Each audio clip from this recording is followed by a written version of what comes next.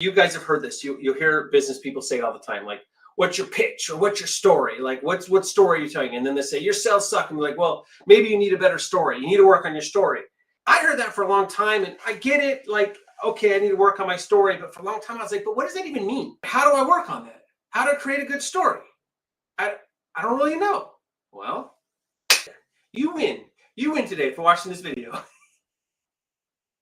The story with Testable was originally we were saying, hey, let's help people find remote employees, and we would do just like everybody else.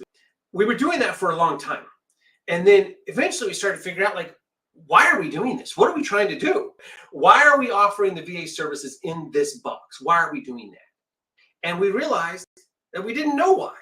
So we switched our gear and said, what are we trying to do? We are trying to help entrepreneurs grow their business. So then it shifted to, well, what does the entrepreneur need? They need stuff done. So we shifted and said, let's go with the bucket system. We're not going to give a monthly expense. We'll be there when they need them, but they still have dedicated, have access. They can have a team. They can have, one guy doing social, one guy doing bookkeeping, one guy doing data entry, one's sitting in on their meetings and helping take notes and just being like personal secretary. But you don't have the money to hire 4 full-time people, but you'd still need them. So we switched over and we built the entire model around it's still an employee, it's still a virtual assistant, but we were giving them what they needed. And they needed access to the teams and access to a good person, but they only need them for a couple hours a day or a couple hours a week. As soon as we were more authentic of what we were trying to do, we were trying to help the client. We're not just trying to sell them a VA. We're trying to help. We want to help them grow. So then we started to build that. So then we were like, well, what if we started a coaching group? And we had a community come together, and the entrepreneurs can interact with each other, and they can help each other and give each other advice.